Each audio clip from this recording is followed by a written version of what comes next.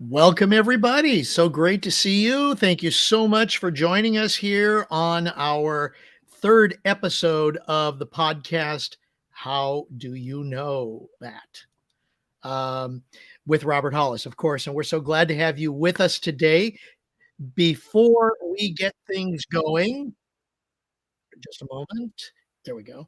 Before we get things going, if you are watching us on YouTube, please hit the like and share buttons as well as the subscribe button so that you can subscribe to our YouTube channel. And when you do hit the subscribe button, click on the bell so you get notified for everything that we do here on this channel. With your help, we can grow it, we can spread the message, spread the word, and we thank you so very, very much. If you are listening to us elsewhere in the podcast universe, also please like and share this with your friends and help us spread the word. And also, if you would like to join our exclusive community, the Inner Circle, you can join us by going to roberthollis.com/join to register. There will be lots of great exclusive content, and you'll be able to participate in our special breakthrough sessions to help you move to the next level. We also have our Discord channel where our community also lives. You can go to roberthollis.com/Discord. And of course, if you're watching us on YouTube, follow us. Make sure you are following us at roberthollis.com/YouTube and hit that subscribe button. Now, today is episode 3 of How Do You Know That? Where Robert Hollis's topic today is getting ready for the future. So without further ado, allow me to please introduce our host of today's show. He is an entrepreneurial evangelist renowned for his incredible achievements. He is also known for inspiring countless of individuals around the globe with his unwavering determination and spirit. And he has also helped 67 people become millionaires. Known as a mentor, a GPS to success, and a dear friend. Ladies and gentlemen, let's welcome Robert Hollis.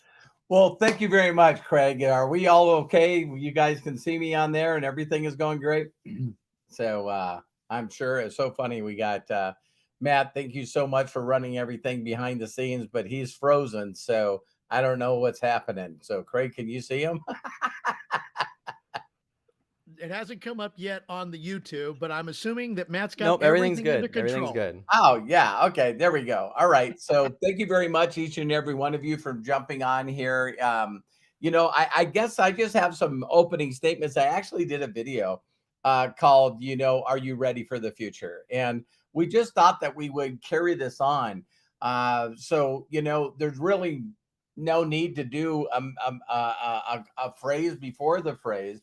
But I would love to, Craig and Matthew, we were all talking about it. Matthew, he's so up on this stuff. He sent me and Craig immediately a link to Apple and releasing their first, Vision Pro.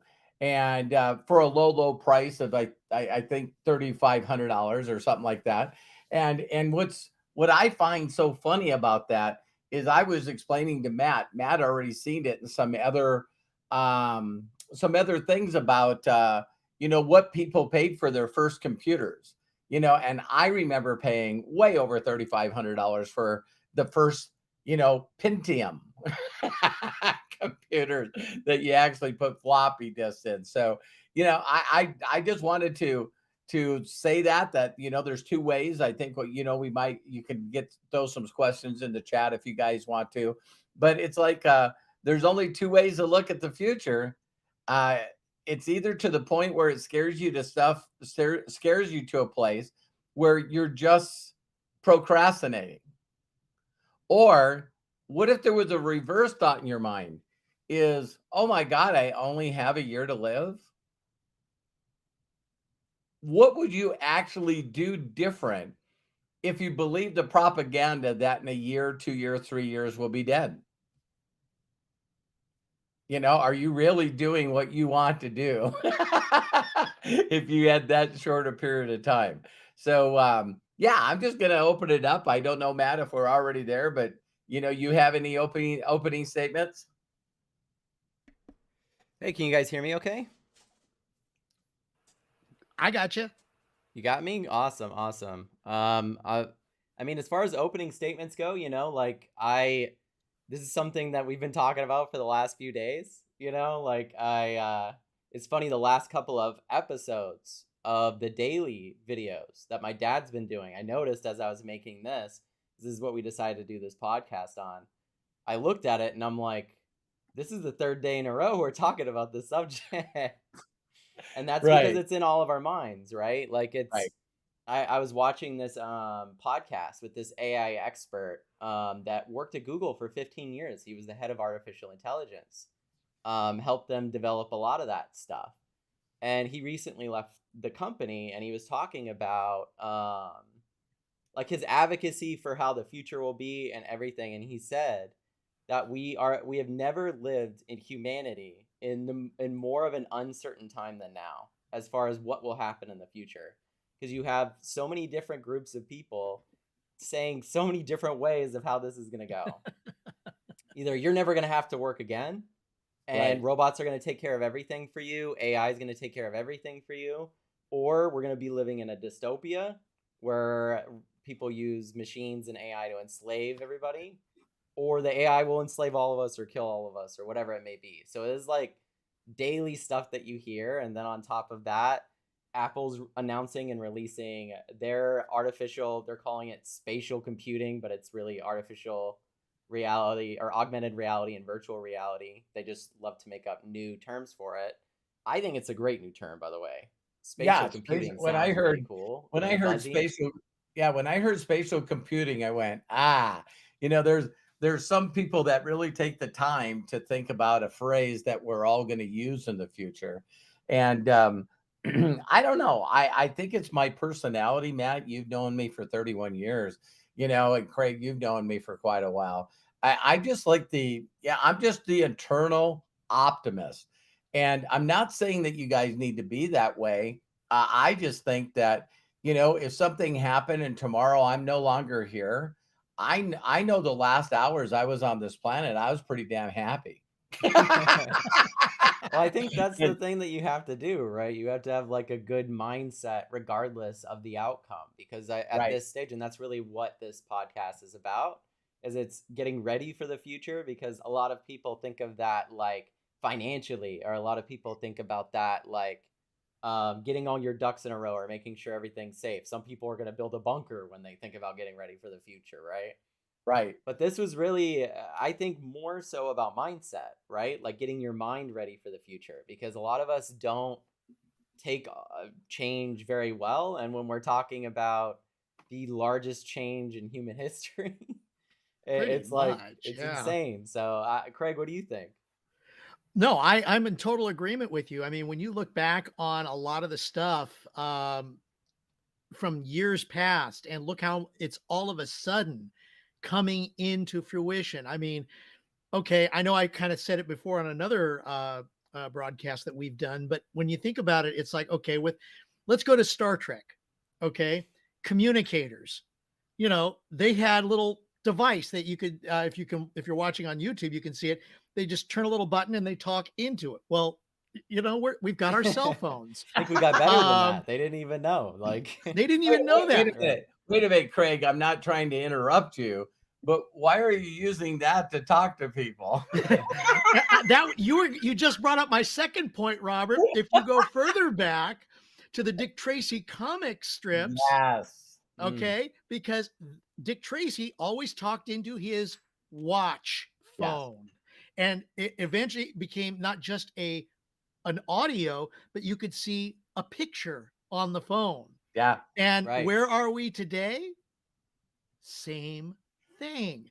So, to me, yes, people are a little skeptical about a lot of the changes that are coming out, but it's not going to go back into the box No. Mm, at this point, especially. So it's a matter of embracing it and moving forward. And when Matt, when I saw that, what you shared with us about the Apple products and the, Vision OS, oh my goodness.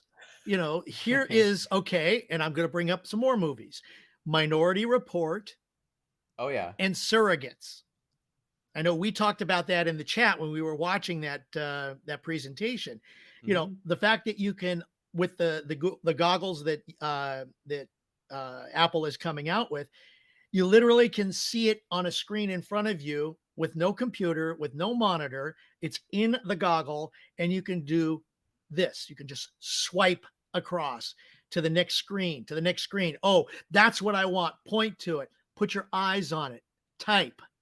Right. And then make enter. it bigger. Make it bigger. Exactly. You grab the ends of it with your fingers. You pinching it right Mhm. there, and you enlarge it.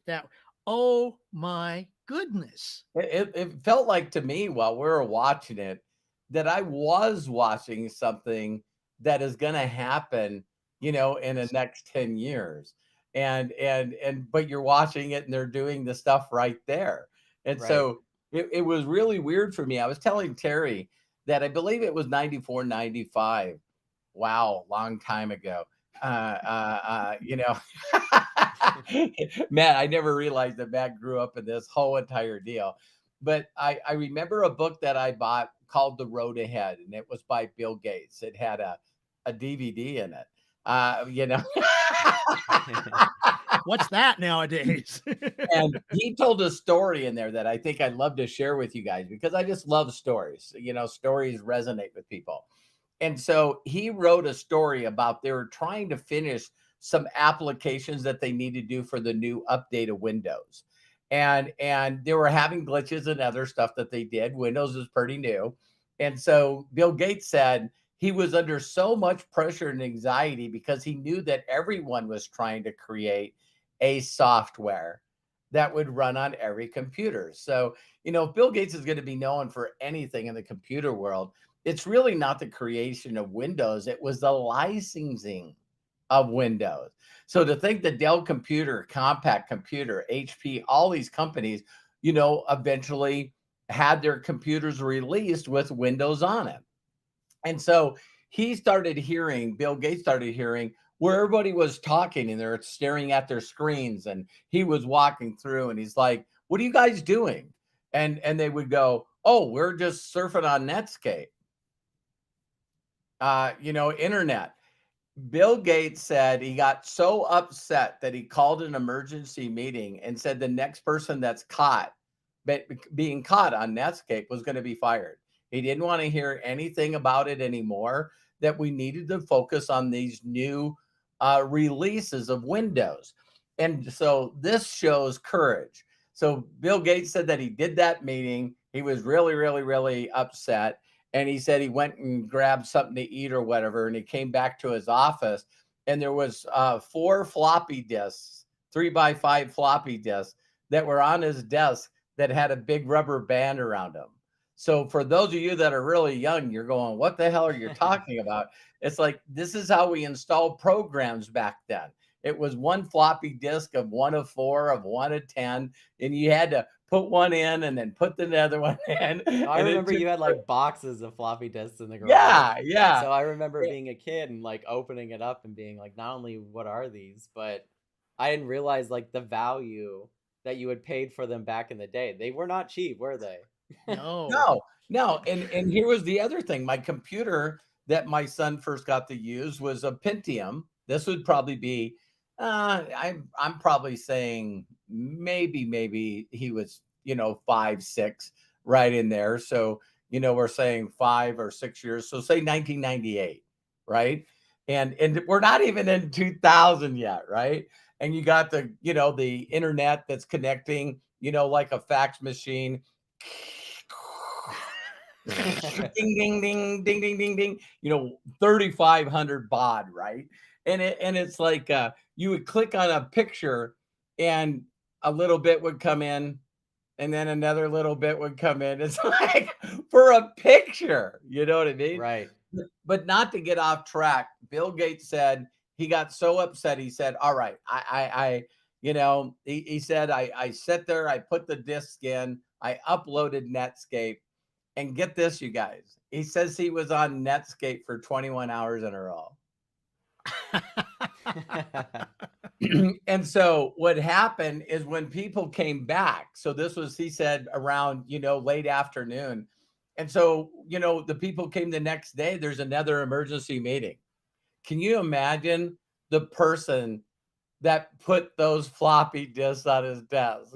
So you have an emergency meeting, and then a day later you have another emergency message. This like, I am going to get scalded and ripped apart in front of everybody. And Bill Gates stood up and told everybody, listen, I've been wrong in the past, I'll be wrong in the future, and I'm wrong right now. We need to frickin' stop everything we're doing, and we need to focus on, they came up with the name Internet Explorer and Outlook for email. And Bill Gates felt that the only way that he could beat Netscape is if he gave it away for free. and so and so he actually ended up going to court for it. Believe it or not, that was a part of the monopoly thing that Right. he did, because he took instantaneously, he took all of Netscape's revenue away. You know what I mean? Can you freaking imagine that?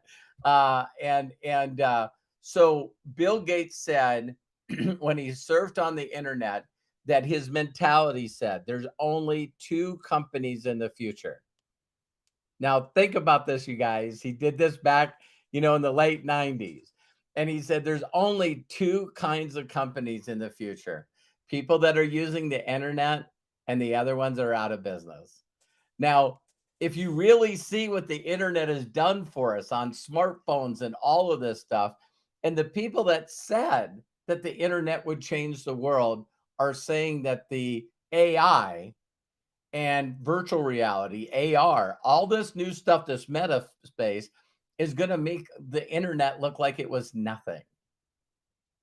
How can you make the internet look like nothing when we're doing this right now on the internet? No, yeah, it's like a couple steps, right? Like when you have the invention of electricity and you think of all of the things that have come from that, including what we're doing right now, and then you have the invention of the internet and all the things that have changed. And what's so interesting is when Apple announces something, everybody always has, or not everybody, but a lot of people are skeptical and have this response to whatever they're Yeah, doing.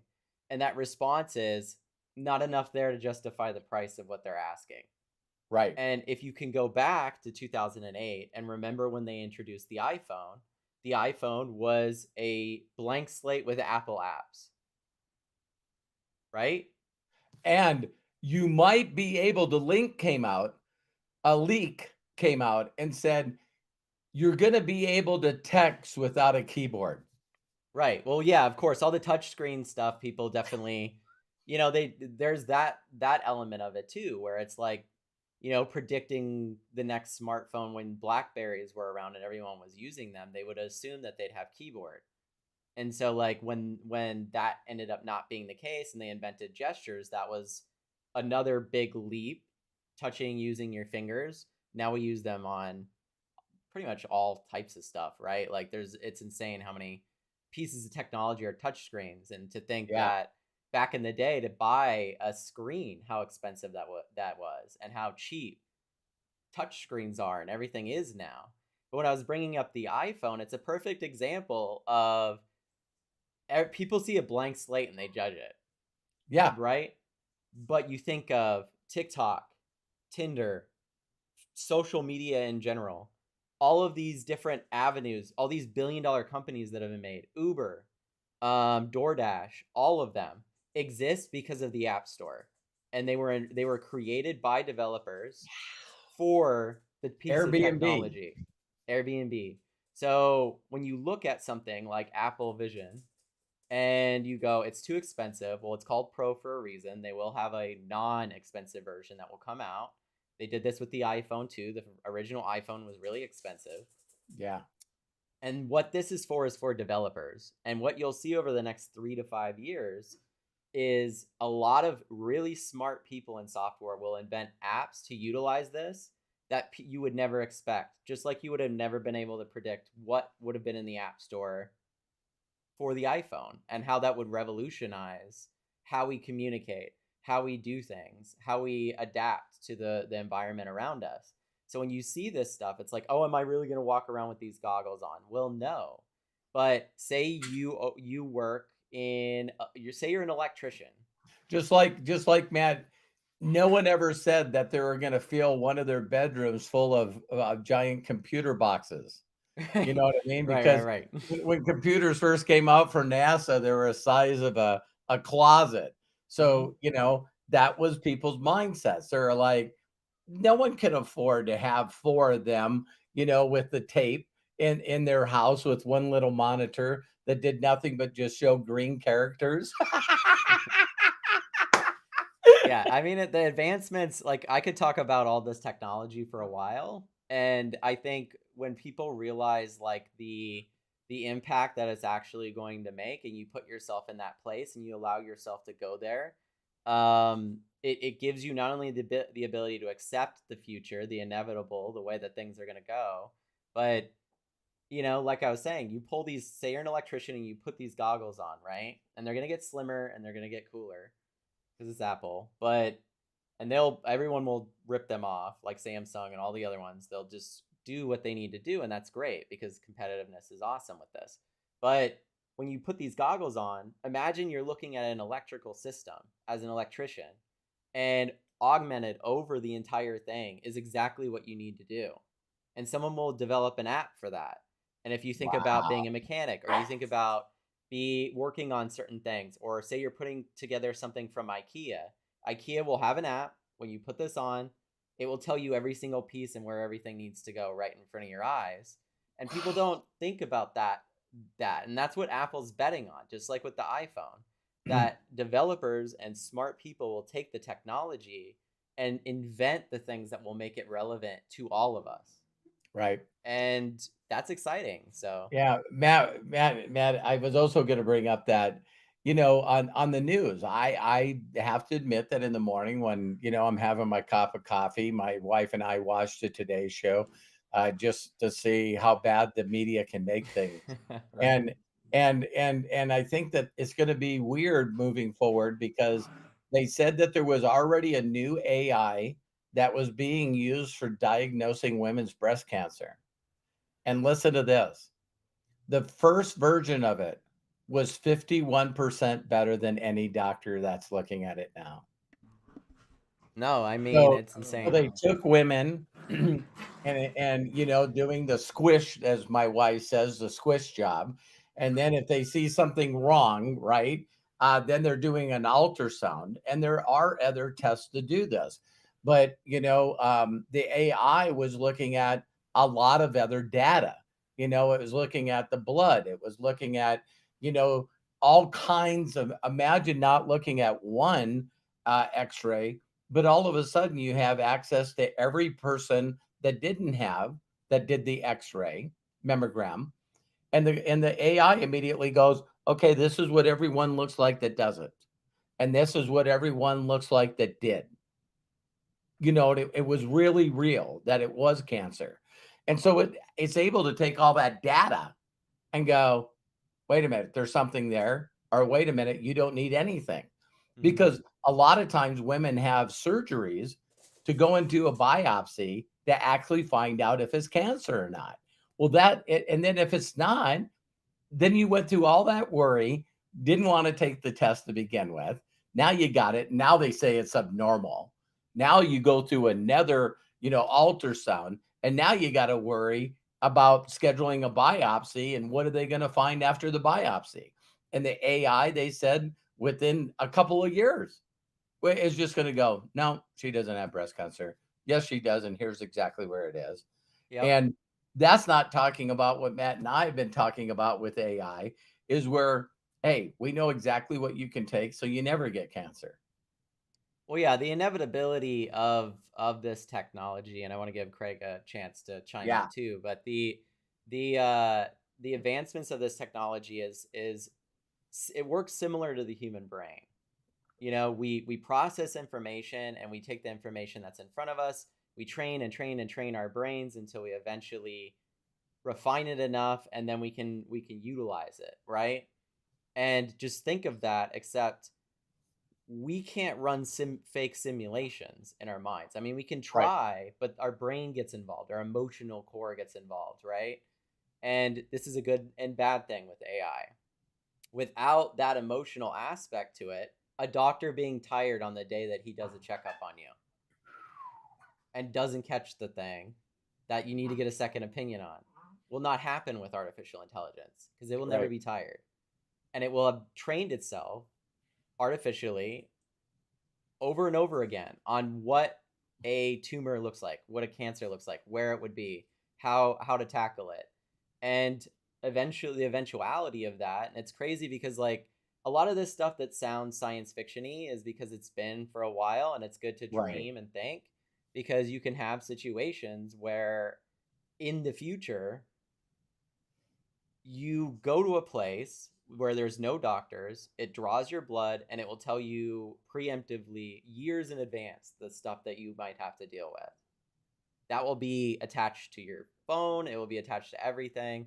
You know, eventually it's just going to be so normal for us that we'll be like, can you imagine all those generations where people had to go to a doctor and had to be diagnosed and go through all these tests and everything, when it's just so easy now? And that preventative care is going to make a lot of people live happier and healthier lives. We're talking about weight loss. We're talking about health defects. We're talking about health conditions, heart disease, all of these types of things. AI is already making grounds in fixing and solving.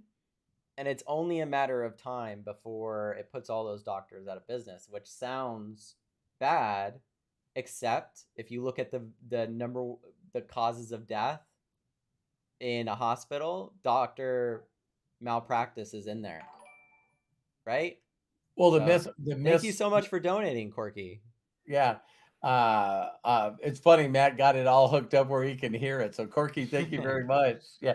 Craig, jump in here, man. Yes, please, Craig. Oh, I'm enjoying what you guys are sharing, because okay, if I may just take a little bit of a back step back here. When you think about all the things that have developed over the years, if you remember going to Disneyland in Southern California a long time ago, they had the Carousel of Progress.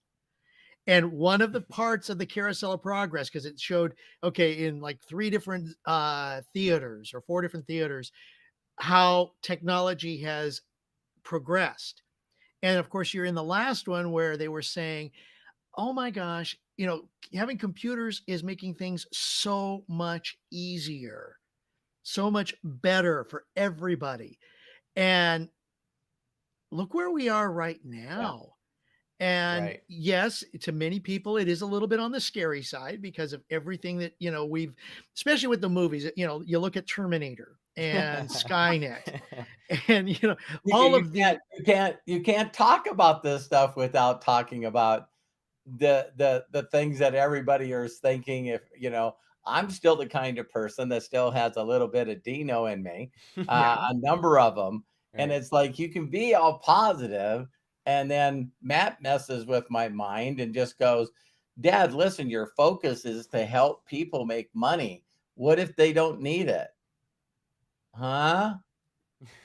What? So keep going, Craig. I'm sorry to no, interrupt. you bring up money. I mean, look at that as an example.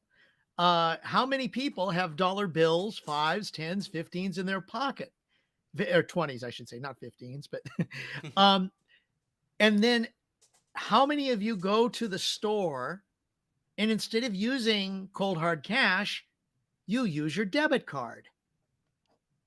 And then when you want to use cash, you give it to the cashier, and the cashier looks at you like, what? You're making This me is do not a this debit now? card? You mean I have to make change? How do I make change? How do I give change to a purchase of $8.51? And oh the my machine God. tells them how much to give you, by the Even way. then. They don't do the counting. Right. But okay, keep it going with that, Matt. But they Keep still going got with to that idea. count, Matt. You still got to count the change from the drawer. What's a Right. quarter? What's a dime? What's a nickel? What's a penny? And it's, yeah, I mean, I never thought about it. You know, if they really wanted to help the people that have to work at McDonald's now, well, wait a minute. Yeah, yeah. they're replacing them too. How So it's many of like, you walk into a McDonald's and you don't see the traditional counter there and you see these kiosks The with the screens. ordering menus on them? I think there's one right now out there, one true McDonald's that is um, the only people who work it are in the back. Right. wow. And And eventually that's not going to be Well, the now you can situation. order on your app on your phone for most places like McDonald's. You can order it and then just go to the pickup lane. So mhm, now they got what? You walk in, you got the drive-through, now you got the pickup lane. Well, no, because you got people like Matt and Hannah that are living in the future, and all the stuff just gets delivered to Yeah, them. I They just don't even order. have to go to the drive. I remember growing up, like when I first became an adult and moved out on my own. Me and Hannah moved out, and we had our own place. One of the things we hated the most was going to the grocery store. Now my mom is the opposite. She Yeah. like loves going to the grocery store, but I hate it. I don't like pushing the cart around. I don't like having to do any of that stuff. And so the moment that they allowed me to have Amazon just deliver my groceries to my house, that's the way that I do it now. And it's like, hey, what do you want? And it's these things, and you just have them delivered to your house. And it's like, eventually, the bottleneck with that is that humans are the ones doing the deliveries, and that won't be the case in the next 3 to 5 years either. yeah. So We'll get the we're drones. We'll get not only the drone flying, but drones we'll would get be the drone cars and they'll pull uh up or maybe even the right. little robot. I mean, it's yeah, when you think about it, just so much is changing. I had to even I'm like with my mom, she's like, "Craig, help me. I need some assistance with how to do this stuff," because she would order things by the phone, by Hmm. catalog. I'm going way back. Um, No, Now brick and mortar stores are going out of business. Yep, like How Sears many back in the people go day, to the right? mall anymore? there's malls all over the world that are shut down. Yeah. No, we went Christmas shopping this last Christmas, and California has great. I mean, obviously, Orange County has great malls, right? And to see how both equally packed certain places were, like the Apple store, and Mhm. how dead all these other stores that exist are there, and you can see them like closing down, and you like really realize the overall damage that Amazon and e-commerce has done to the old models. You think of how like technology always iterates on itself and gets better exponentially. I saw this image, and it's one of Television. those. Yeah, it's one of those old Yeah. things of like there's only around, I think it's 60 something years difference between the invention or the Wright brothers flying the first airplane and us going to the moon. And you think of us going to the moon, right? And you think of Mhm. that now, and you think of the distance between us going to the moon and what we're capable of now. You know, I know for a fact that as artificial intelligence starts to grow, we will dip more into different types of energy. Nuclear energy, that type of stuff will become more sustainable in a smaller way, and then you won't have to gas your car. Like me and my dad were talking about this the other day. It's like we're gonna watch uh, them just jump from electric or solar panels and wind power and all those things that people are debating against coal and everything. They're just going to jump that exponentially once we figure Yeah. out nuclear power in a small way, because we can have these huge nuclear reactors and sustain them. They're Yeah. scary, right? But we can sustain them, and they work really really well at making almost infinite energy with no emissions whatsoever. If we can get that in a smaller version and put it in your house or put it in your car, it might seem As a scary having a battery. small nuclear Yeah. bomb in your car. But we already drive around with small little explosive things in our cars anyways most of the time. So it's like it's just another one of those pieces of technology that I'm excited to see. So Yeah, Right. and John Tier in our chat is saying, "I just wanna know where my flying car is." Yeah. Jetsons. yeah, no, I We mean that it would be funny. Although, there are people, and I've seen videos where they have taken cars and the car will convert into a flying machine. It puts out the wings and the back end, and it will take off, and then it'll come back in, and but it's not to the point of the Jetsons. But my goodness, we're almost there. And then, okay, I'm going to go back to Star Trek again. It wouldn't surprise me if we get devices like transporters, where you have a device that you can just say, okay, beam me up, Scotty, or to wherever it is that we want to go to. And we just dial it, punch in a number on our phones, and boom, we're there. That's an interesting one because I'm a huge fan of Black Mirror on Netflix, and they're about to have a new season of Black Mirror. And my mind immediately goes to, okay, you disintegrate someone's atoms and then you put them back together somewhere else. Who's Yeah. to say that that's not a clone and you just got incinerated, but no one knows? You know? Yeah, and you still have the same memories. Right. It's Yeah, like this exactly. person has the same memories, talks and is you, but like you and your consciousness is eliminated when you try to teleport.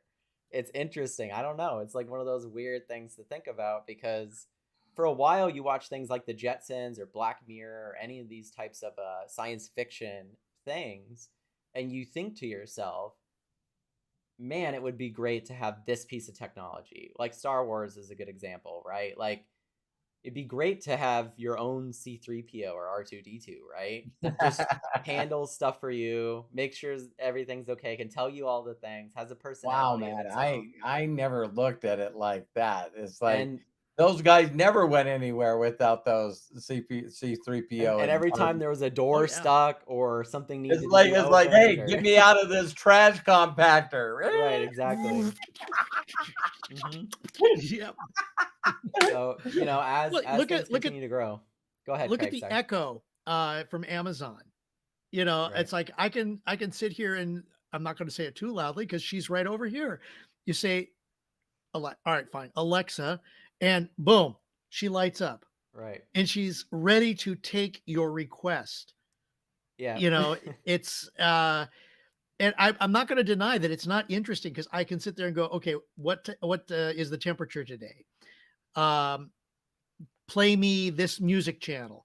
Actually, you can even make a phone call on it. I mean, again, it's taking what we've got now with the cell phone and everything like that and putting it into a little speaker. Right. And the speaker sound is amazing. It actually is good. Okay, yes, it's not stereo, and I like that. But you know what? It still sounds good for background, and you can interact with it. And I'm sure eventually with AI, there you'll be able to carry on even more conversation with it. And you see a lot of like even on some of the YouTube videos that are out now where you have human AI bots. Will Data in Star Trek become a reality? It already is Yeah. I happening. mean, ChatGPT is almost there already. You Yeah. know, it lacks voice, but a lot of people have already built models, and it's just a matter of writing code for it to be faster. You know, if you were using ChatGPT before 4, you knew how stupid it was, and you also knew how slow it was and how often it got things wrong. 4 doesn't. And if you've watched over the last month, you've watched 4 get even faster at responding to you than it was before. And that will continue to happen. And to think that this AI revolution has been going on for a long time, whether you brought up Alexa or you've got Siri or you've got all the different types of personal assistants that they have now. Google has Google's Assistant. And you see all these pieces of technology and you think that they've brought us to this point, and you look at where ChatGPT is and you go, that came out 6 months ago. Like 6 months ago, we were all talking about COVID and all this crazy stuff happening to us as humans. And then in the span of 6 months, we're talking about everyone's jobs disappearing and living in a utopia or dystopia. And that all happened in the span of 6 months. And I think that's why it's good to keep your mind in a healthy place for change, because you never can predict or know what is going to happen next completely. Right. You know, and I think it's so important, and I know both of you guys can talk on this, because I think we definitely should a little bit, but how do you guys keep sane with these constant changes? Because I'm 31 years old. So I grew up computers, I've known computers and grown up using computers since I had the ability to know what was going on. My Yeah. dad very early gave me the ability to use a computer. Sitting on my lap, teaching him how to read, even though I don't know how. Right. And that spurred this all back here. But like it's really, really cool and interesting to see in my lifetime the things that have happened. And my grandma's in her 80s, so every time I get to see her, I ask her about this stuff because she's even older and has seen the inventions of some of this stuff. But for you two, how does it feel going from watching, like, because I wasn't in the 80s, 70s, any of that. How did it feel watching this technology not only start to grow but take over the world, and then now you're watching it eventually kind of become everything? So, Craig, Dad, do go you want ahead. to go first, or Craig?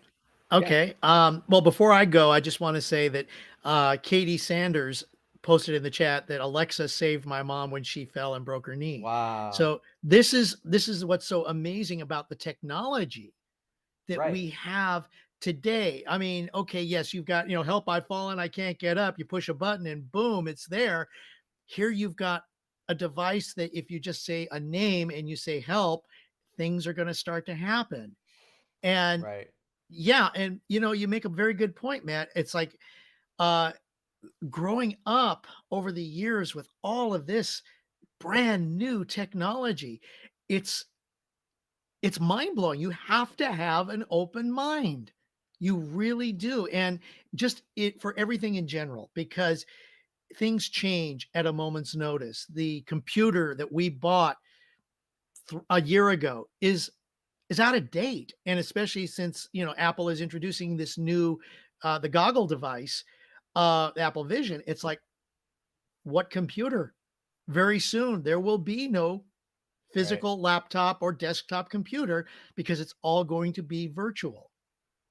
And the self-driving cars, we've already got those at the Teslas and some of the other model makers out there. They have the self-driving formats, and it's almost going to be where you could just basically step into a car and say, take me to Disneyland, take me to Las Vegas. And it will say, okay, if I'm going to Las Vegas, where do I go? Okay, take me to the Monte Carlo Hotel in Las Vegas. Thank you very much, sir. Kick back, relax, and enjoy the ride. Boom, you're off. It's a wonderful, wonderful experience. And I'm going to go back to what I said with the Carousel of Progress. The big quote that they made in that is, and if you remember the song, there's a great big beautiful tomorrow, and we are experiencing it. And that attraction at Disneyland has been closed for many, many years. And even when you think about Tomorrowland at Disneyland, tomorrow's today. Closed. I mean, me and Hannah went to Disneyland not too long ago. And it's funny, you go to Tomorrowland and they have the race car ride, and you're looking around at everything. You're going, this is like yesterday's land, not tomorrow's land. Yes, Yeah. Because honestly, it's interesting to see. Already happened land. Right. I mean, it is getting there though, and I think for someone that's younger, even younger than me, like you see a lot of people kind of checking out. And I was talking to my dad about this because they call it quiet quitting and all these things. I'm from the younger generation, so instead of quiet quitting, it's called quiet not giving you a raise. So it's like it's like, oh, why are you working less? It's like, because you're not paying them enough to want to work. Man, I watched a video. I watched a video of me doing a presentation for another company, and this was back in 2009. And I said this phrase then. I said, "How many people have heard of Generation Y?" And I said, the reason that it's Generation Y is they're looking at their mothers and fathers and going, "Why?" No, and I Like, mean, why did you spend so much money on your education? Yep. And now you're not even using your diploma? And why are you working so hard? And you're still in debt. You're going in debt, and you don't spend any time with me and my siblings. And you guys are mad at each other because you don't have enough money. Like, no, it's like why is that an option? Right. Why? Yeah. Yeah, and you get a generation of people that are like very questioning their environment because they have insane amounts of resources that didn't exist before at their disposal to do that. Right. Imagine you come across somebody back before the internet, or you come across an article that changes your mind or changes your perspective, and now you can access that every day on the internet. And you've Right. got a whole group of, or a whole generation that's grown up on the internet, and especially the younger generation that's grown up on social media. I grew up on the internet, but social media for me, I've been more older, so like I've Right. seen how it's shaped the younger generation Mhm. more. And Well, I can tell you, the question that you asked Craig and I. right. Um, a lot of people hear me tell this story. I got hurt, and of course, I got into being an entrepreneur and learning from people that knew how to do that kind of business. But prior to that, I had sort of lost my passion for being a mechanic. So sometimes I look back at it, and it was like I didn't want to work on the weekends on race cars anymore. I was a part owner of a pro stock drag car that I just gave to my best friend at that time, David Beckley. And here's why, Matt. It was like the new Supra that got introduced that year had 6 onboard computers. And so I'm talking about a car. I was an automotive master technician. I was the second youngest in the world at that time. And I could see my job disappearing because it got to the place that every time a car came in, we could take a deal, plug it into the computer, and it would analyze itself. And they figured out that they could make things so much faster by using, new methods, being more effective. Sometimes computers, they were no longer, I knew how to tear apart a rear end of a car, a differential, they called it. I knew how to tear apart a transmission, diagnose it, get the parts that I need, rebuild. I did that with motors. I did that with suspensions, everything. And all of a sudden, here I am in 1987. And I even said this to some mechanics. I said, I'm not a mechanic anymore. I'm a professional parts replacer. It took that all away from me. So now it comes in, you plug it in the computer. There's something wrong with the transmission. You order a new transmission, you pull that one out, you put the other one in. Yeah, I was all of a sudden the technical things that I knew because I did understand this concept of specialization. If no one else knew how to align a car, if no one else knew how to tear apart and rebuild a differential, a transmission, or a motor, that made me more valuable. If no one knew how to do an alignment, if no one knew how to do a smog test. See, I would jump in all this stuff. And then all of a sudden I'm going like,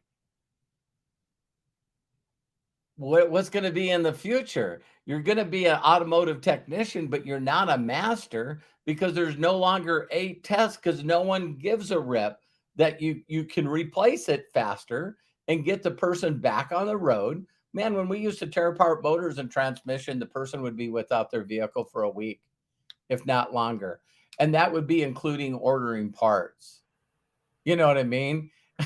So things that constantly blew up, we always had extra transmissions. We always had extra differentials. So it's like, hey, this is what the computer says it needs. Great, replace it all. Don't rebuild it. So did that mean that I stopped making good money as an auto mechanic? No, I did not. See what I mean? I still made money, but I used to be a specialist in things, and now I got to learn that I better know everything about this diagnostic computer that's plugging into the car. I went and got all the extra education that I needed to get so that when the car came in and no one knew what was wrong with it, Robert got a car because no one else knew how to run the diagnostics on that. So for some of you that are a little worried, and we can go in this direction, but it's like, man, and everything's safety. See, people want to go negative. They always want to go negative, but we now have cars that avoid accidents. They have anti-skid. The number one way that cars got in trouble is people would panic. They would step on the brakes too hard and lose control of the car. No, we're going to put a computer in there. It's going to see thousands of directions, and it's just not going to allow you to lock up your brakes anymore. So now when you step on your brakes and panic, it slows the car down faster than you could. Are you guys listening to me? Because perfect slow would be not locking up the tires, but just that point before they're locking up so you can get total grip. Well, now they're doing that with acceleration. So now it's anti-locking brakes, and now it's acceleration. So now you got a Tesla, you jump on it, it's putting all the horsepower to the tires without spinning them. Right. That's why they're so fast. And now you got cameras and radars looking, so it stops. Matt told me about a time where, a pickup came out of a alleyway, came across 3 lanes of traffic, and Matt's not even looking at it. And it just comes out, and the Tesla slows down, brakes, and pulls into the center place where you turn, lets the pickup go by. We're going. Yeah, I mean, I never would have, honestly, he came out of the alleyway and came into the center lane and tried to come across, right? And he came out so fast that there's no way I feel like I would have reacted in the way that the car did. And that's all by AI. Like, people don't realize that also is AI, that it's been trained from all of the other cars that have gotten in those types of accidents or have been in those situations to be aware that that can happen. And that not only happens, Matt, with like that. Right. I was driving my mom's car. Now she's got, I think it's a 21 Honda Civic. Wow. Okay. When I took the car out for a drive and I put it into cruise control. Well, what happened? All of a sudden I'm slowing down because the cruise control on those cars and on many of the newer cars, they guesstimate the distance between you and the car in front of you. And if the car in front of you is not in that distance that is comfortable for the AI in the car, then it will slow you down. Stopping it from having an accident. Exactly. And even if you put your foot on the gas, you can't do anything. Right. You have to and it annoys her. It was annoying, I will say, to me the first time it happened, because we didn't know this feature was on this car. Right. But then it's like, oh my God. So it actually can sense the distance to a car that is, if we're traveling 70 miles an hour, I'm sure, I'm just going to guesstimate, then 7 car lengths is what you're supposed to have between you and the car in front of you to drive safely. Well, doggone it. Wait a minute. I should be at 5 car lengths. No, I'm being kept at 7. I'm not going as fast as I want to. Whenever I have to do a road from the trip, generation. Matt comes from the generation that he believes that the car's got enough data and it's smarter than him. So I trust it. Matt's not trying to override it. Listen, I'm an extreme nerd, right? Like, I love technology. We were just talking about VR. I've got both of the best ones back here. I love doing stuff with them and seeing that technology. I'm a huge advocate for it. So when Tesla started existing, the moment the Model 3 came out, I was like, how do I get the money together to go get this car, right? Because it was kind of like my dream car at the time. And you get it, and I'm driving it, and I'm like, let's put on autopilot. And, I remember taking my mom on her first drive, us together with the car. And she's got one now, too. I talked my parents into getting a Model X. Oh, and by the way, he sent us his affiliate link. Right. Yeah, I got compensated for them getting a Tesla. But what a concept. I know, right? But he not only talks us into the car, but then he sends us his link. Listen, I'm a pretty good salesman when it comes to that type of stuff, because I'm so I do it exactly the way my dad teaches it, right? It comes from a very excited, emotional place. I love this type of stuff. Yeah. So I'm driving my mom in the car, and I get on the freeway and I double click it down so it does autopilot. Now the car is completely driving itself on the freeway. And immediately, I could tell how uncomfortable my mom is with that happening. And I'm like, I've done this a few times, right? Because it took me a little bit to get her to want to even like trust the car. And still to this day, I don't think she's ever used autopilot in her Neither own have I. Tesla. Right. Neither have I. Every But road I trip just on a got rid freeway, of I my use it. cable boxes and I just got rid of our cable boxes. So some of us move a little slower than Well, I think, like it's really dependent on where you want to be. My mom loves driving. My yeah. dad enjoys driving. I would like to never have to drive ever again. I cannot wait for the moment where I can get a car that can drive me to and from everywhere responsibly, that I don't have to worry about, so I can do other things in the car instead of drive, And right? that's almost happening now. Right. And it doesn't mean I don't love racing. Like, it's great to go to a track and Mhm. have fun and do that, and that's an experience in and of itself. So I'm not talking about that. Talking about the mundane day-to-day having to deal with other drivers, like that pickup truck type of driving. That there's an awareness that you have to have that the car is slowly taking away and eventually will completely take away, that I cannot wait for. Because Right. you look at that Apple Vision and you think about the future and you go, everybody's going to be in a car eventually that drives itself more responsibly, safer than anyone else. They're going to have these headsets on and be doing work. The cars, the inside of the vehicles are not going to look anything like they did before, because they're going to be more of a luxury experience where you're sitting Mhm. in it and being transported. I mean, I can see people not even owning cars in the future. I know that's crazy, but like, in the future, I think you'll do it. It'll be just like Uber. You'll just order a car, it will show up, it'll be driven by AI, take you to and fro, and that will be it. Like, Johnny Cab, right? if you remember from Because that.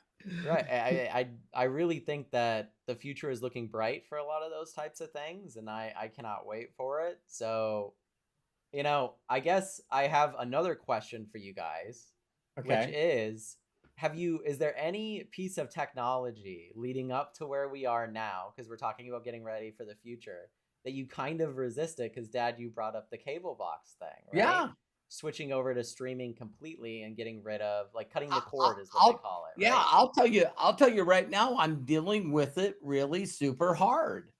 And when you jump into hiring a new coach, and Evan's probably, I'd like to know, probably Evan might be, man saves. And so, I have rebelled in every way I know how, of saying I'm not gonna do TikToks every day. I'm not gonna do Instagrams every day. I'm not gonna do Snapchats and Twitters every day. I just don't like LinkedIn for any reason whatsoever. And now all of a sudden we're doing streams and podcasts on YouTube, but yours truly, Facebook didn't have this. When I click on a YouTube live and open it up, it says, where do you want to share it? Mhm. And I can click on Facebook. It allows me to share in the group and also in stories, and then I can click another link and put it on Twitter, and then I can click another link and put it on LinkedIn. And I'm going like, man, there's some people that are behind. So I used to hear from people all the time, Robert, Facebook's dead. It's Instagram, and I'm like, I ain't doing it. I'm I remember you saying that too. Oh my God, there's going to be like Eric Markman. He's beat me up. He was the first one that said, "Hey, you told me in 2009 that YouTube was stupid." You know what I mean? And I never ever foreseen us ever doing a podcast. Because I got in my own way of thinking, we got to get a studio. It's got to be a nice studio. It's got to have all this high tech equipment. But I can be challenged by someone like Evan, and tomorrow I'm doing a video. I did one yesterday. Craig helped me with it. But I did my first Instagram live interview yesterday. And tomorrow I'm doing one with Evan. And so now all of a sudden I'm going like, this guy, doesn't matter if he's eating or he's walking or he's anywhere. He's walking around with his phone, helping people one after another by doing Instagram lives and TikTok lives. And I'm just going like, So I'm going to, oh, and the other one, of course, is Discord. So all of you are seeing us doing all this stuff on YouTube and social media right now. And I can guarantee you that we're all learning the software we're using today. Matt's been busting his ass. And thank you so much, Matt. Because Matt goes, listen, I know what the Twitch and the big streamers that are making millions and millions of dollars a month, not a year, a month, and they got all these endorsers from influencers and all of this stuff. And so I just went, well, I'm trying to figure out how to do a podcast. And Matt goes, well, podcasts came out 10 years ago. I've been trying to freaking get you on podcast. No, I was gonna say I'm with Eric Markham that I really, because there's that generational gap between me and my dad, right? And not Right. to say that I don't have my own shit that's like this, right? Because Right. a majority of the content I consume, and my dad's brought this up before, like YouTube is my everything, my day to day. If I'm watching stuff, normally it's a podcast on YouTube, or I'm learning something educationally from YouTube, or I'm listening about AI or whatever it may be, or the future. And it's interesting because as the younger generation gets older and older, right? And TikTok has grown because it's a lot bigger with the younger generation. Not that it's not big with everybody, but me being a millennial, I'm looking at Gen Z, and I get on TikTok maybe once every couple of days to just like see what's going on. And yet TikTok is the biggest, in a way, social media platform right now going on. So it's like I have that generational gap similarly, where I'm looking at Isn't that them. crazy? That's crazy. I'm like, what do you mean you can't watch a 45-minute video? What do you mean it has to be 10 seconds long, right? Because Yeah. like I love to read. My attention span is a little different because I watch this long form content. And so I'm watching the younger generation. I'm trying to adapt like you are, Dad, where I'm going, how do I get our content bite-sized enough, because we like to talk. How do we get it bite-sized enough for everyone to consume? Because there's this younger generation that consumes content very quickly. Yeah. What is the attention span of the current generation? Right. 8 seconds or less? A lot of people would say that that's a bad thing. I think it would be like, I love to read. I'm never going to beat up anyone for not reading. Like, there's some people that have this superiority where they're like, I read books and I read, literal fiction and all these. I'm not even in the genres of like fantasy and stuff. I read, To Kill a Mockingbird and stuff. That's the type of stuff I like to read. I'm not talking about myself, but those types of people exist, and they use that superiority to make people feel like shit. But the reality is if you don't adapt, you kind of die in a lot of these areas, because you need to be good at communicating. It's not about being like financially stable in these areas. It's about being able to communicate with people.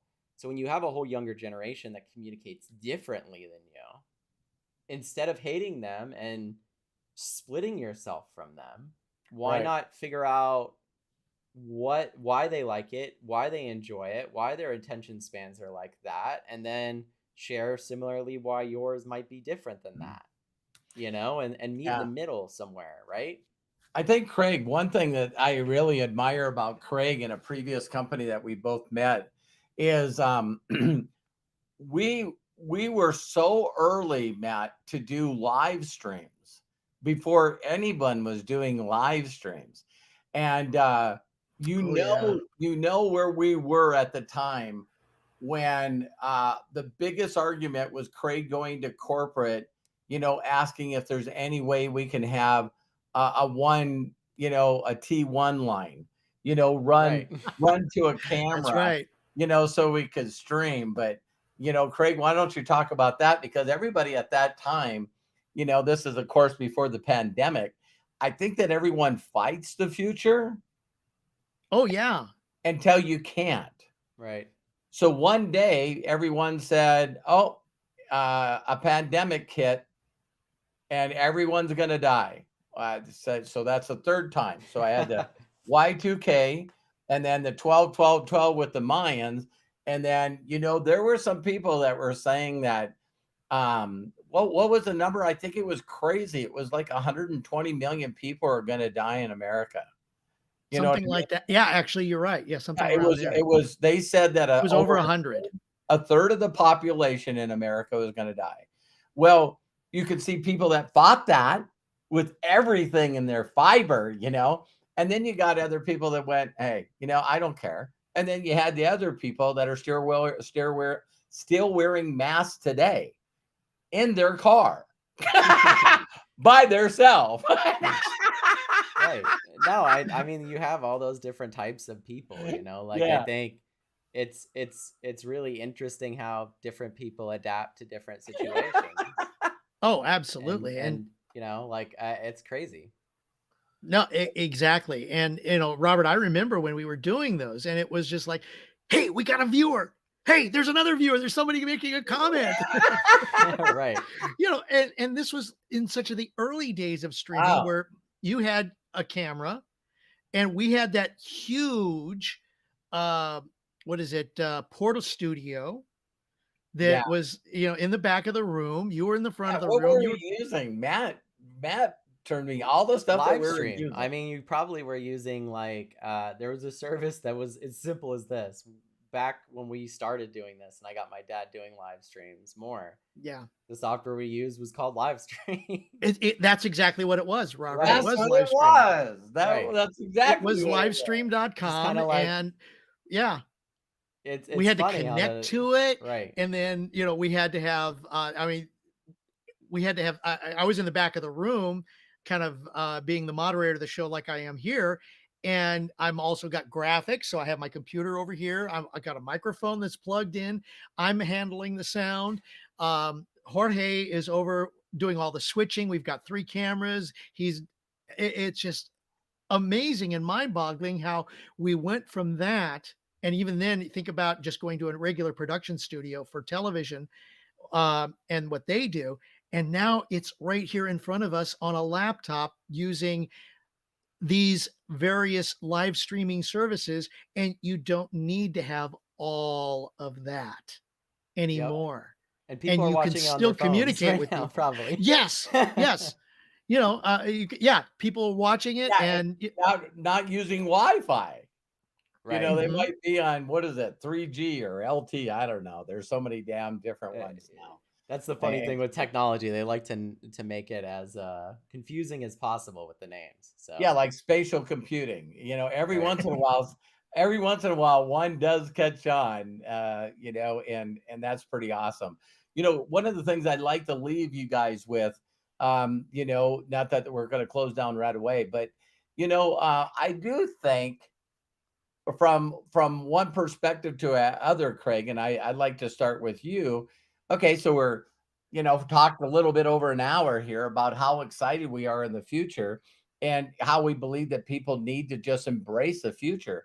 But like Mhm. I was talking about with the pandemic, all of a sudden, at one time, if I was being brutally honest with everyone that's watching this live or recorded, could I say that I was honestly scared a little bit about whatever the media and propaganda was talking about? I think that you would be a liar if you said no.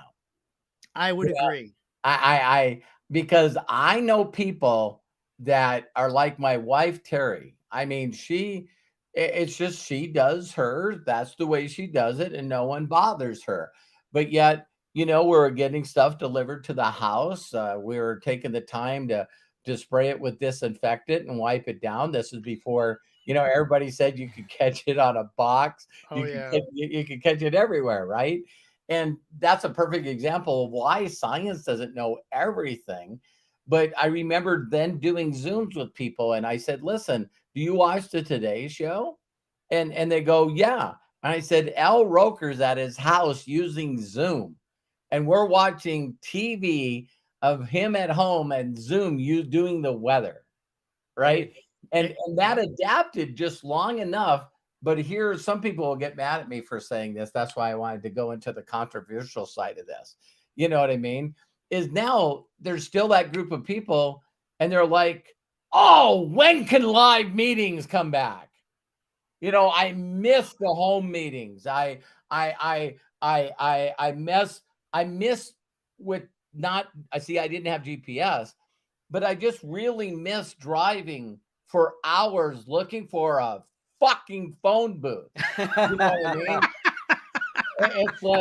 It's like, oh, I missed that time, or worse yet, you find a phone booth and then you go and the phone doesn't work or someone yanked the damn cable out of it. And Right. it's smelled in there because some people go to the bathroom in phone booths. And I'm just sitting there going, I'm not looking forward to going back. So, I know Right. we all have this nature that, oh, let's embrace the future. But, there's some things that Matt has shared with me that might not only be negative, but it's really going to be sort of realistic in the kind of cautions that a person needs to be looking forward with this. And so, Craig, we've been pretty optimist, but maybe we should have started here and ended with the positive. I'm sure we'll sprinkle in some positivity. Yeah, I promise Yeah. to bring it back. But, Craig, as we adapt all this, including us learning to learn Discord and learn new technologies, and now we're doing micro media that we're going to post all over to build more subscribers, to serve more people. All this stuff is new. All this stuff is stuff we haven't done before. We have to learn, so, we're all pushing ahead, and I appreciate both of you more than you ever know. Us three visionaries just going out there and doing what we're doing.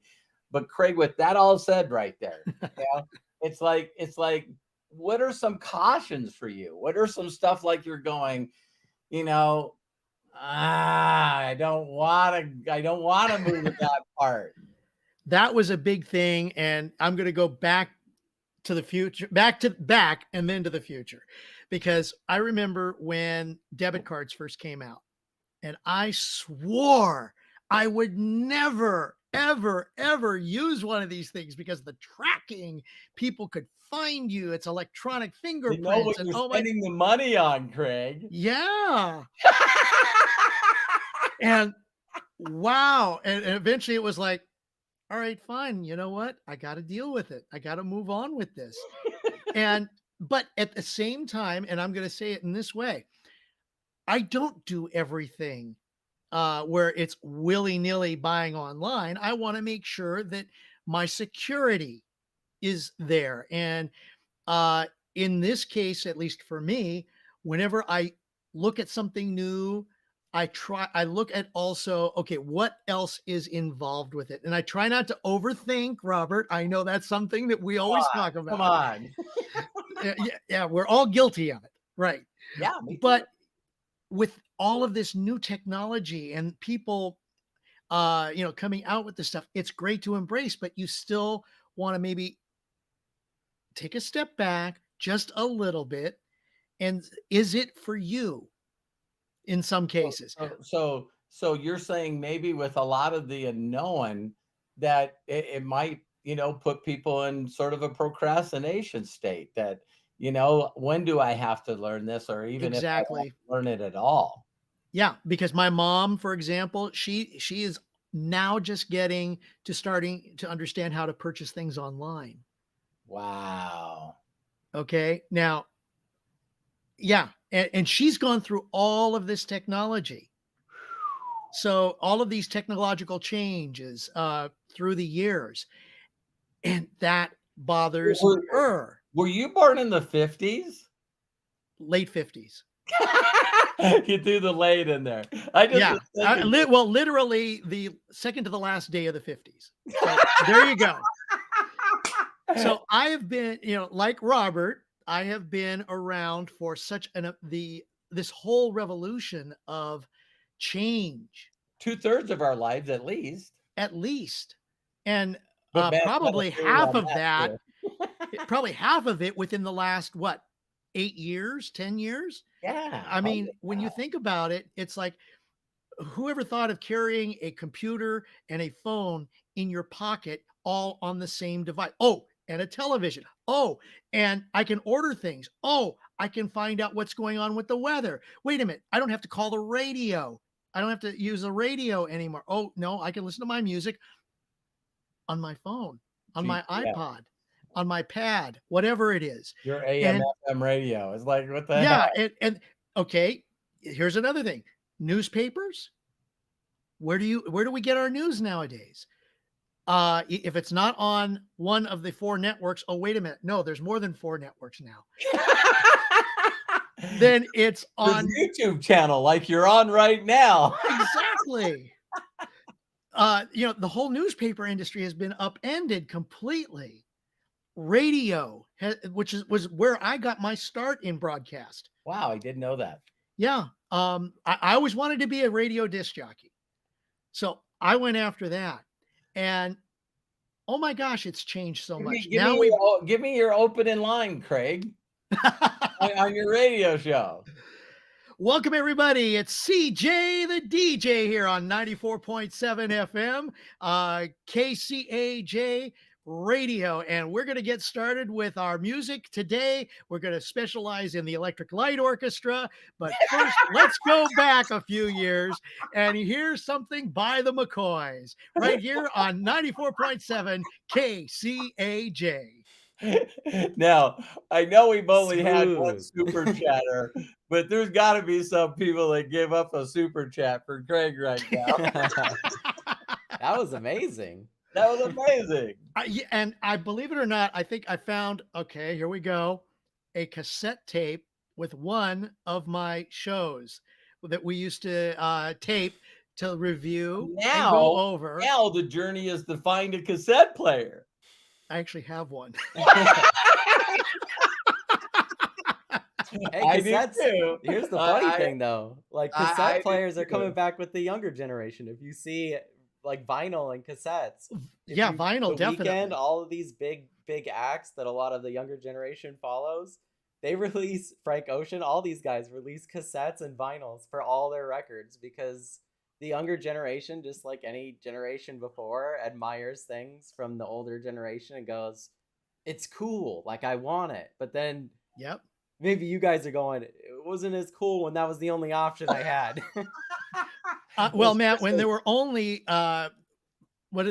3 television stations, and when the Right. president, this is from George Carlin, when the president spoke, what happened to the programming? All of them programmed to the president speaking. You didn't Right. get to see your cartoons. You didn't get to see your TV show during that time. The president was on. You had to watch. Now it's like, no, we'll just keep our normal programming going. You can go to the cable channel or the 0.2 channel I'll that's catch on the your, YouTube highlights of what he said. or catch the YouTube highlights, right? I seen, at the last president inauguration, I just wanted to tune in, people still, it's like on every channel. And while I was listening to it, Kyle, our youngest son, Matt's brother, I thought he was falling out of his chair and we could hear him through the wall and you would not believe how much he was laughing. And I'm going, I wonder what the hell he's doing. So I knocked on his door and he said, come in. And I said, what are you doing? He says, I'm watching the presidential inauguration. And I was going, what? And he's going, no, I'm watching a streamer watch it. And so, Oh, I heard about that. Yeah. now all of a sudden, Matt, I know I'm going to say the numbers wrong, but you got literally hundreds of thousands of people watching people's reactions to the inauguration. At the same time, they're all chatting about their thoughts, their opinions, or Yeah, when you whatever. Right, yeah. When you have everybody isolated into their house for 2 or 3 years, right? And now you brought up earlier a perfect point where they're like, everybody's got to go back to work now. Like we got to bring them even the work from home people have to work back in the office because they have to control everything they do, right? But it's interesting because you have this whole parasocial thing that's happened, and it existed for a while, like with celebrities in a lot of ways, and it still does, of course, this celebrity idolization of certain people, and it's like, who are they dating? Did you hear Taylor Swift is no longer with so and so or whatever, right? Like what they used to call So we used to call that I vicariously living through the lives of others. Okay, so that's why people watch sports, right? But explain to people what parasocial means. Well, parasocial is like, I'm here creating content and I'm creating content for your entertainment. You have a connection to both me and my opinions, but I may have no knowledge of who you are. we're not friends, One but side. right, it's one-sided in a way, Is but that in a where the lot of word para comes from? So you got parachute? It's like one well, I shoot? don't I know. don't know. Yeah, I don't know where it comes from exactly. But it's one of those things that's grown and grown, especially through the pandemic, because you watched a lot of that type of streaming stuff explode Okay. because people are looking for an avenue to socialize. Because regardless of if you're an introvert, extrovert, shy, outgoing, whatever it may be, we all need connection and we all need to communicate with one another. It's We like also all need that. We all also need to laugh oh and, yeah, and not especially be in And times that are rough too. and Like Matt, that's what I did with this Audacity network that I've been involved right. with through the pandemic, where we literally created a network, a channel on YouTube where we had entertainment every single night during the I pandemic. watched It's one of them actually. Yeah, I did yeah, too. Yeah. I did too. Craig, you got to make sure to share that where so everyone can jump on and support you. okay, because actually I've Absolutely. got a couple of things coming up too Awesome. Oh man, with this, and I'm let's helping get a our friend. audience. Let's get our audience on there, and we all can do super chats for Craig Jackman. Oh, Let's do bless you it. guys. All Let's right. do it. I will put the link in the chat here on YouTube. And it's basically if you went to youtube.com/@ Vaudacity, VAUDACITY. Okay. So and it's a We'll whole post the link and share it too in Discord. I think that's definitely something you should share in Discord too, so people Yeah, can find it and absolutely, get to it. Craig. fantastic. But finish my one question, Craig. I don't mean to interrupt you, but what are you most scared of? What I'm most scared of is what is in a sense starting to happen now in that people spoof the system. Ah. Okay, wherein okay, So I I know got Craig Jackman with his voice, and I can't tell that, he's saying is some it kind of me or is it an AI? got it, Exactly. got it, got it. And how people are going to use that against us. People have already brought up hostage taking with That's somebody right.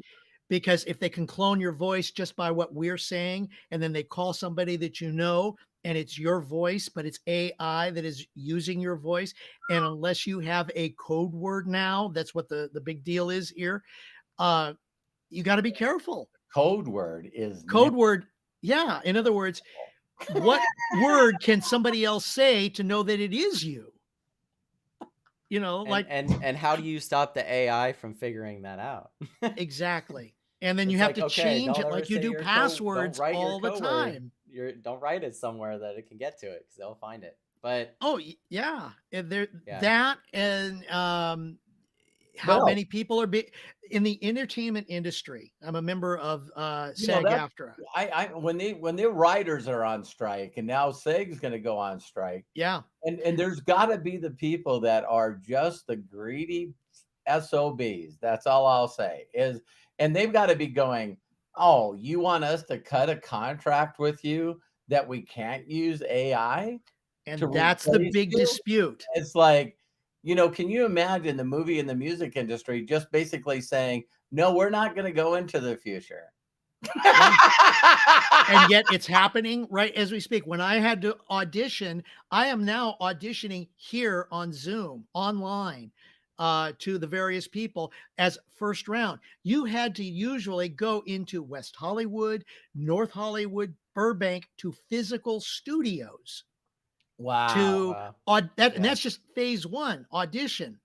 Then you had to go back again and do that. Now, in the same vein, my girlfriend just got an interview for a job. And guess what she had to do? She did it right here online.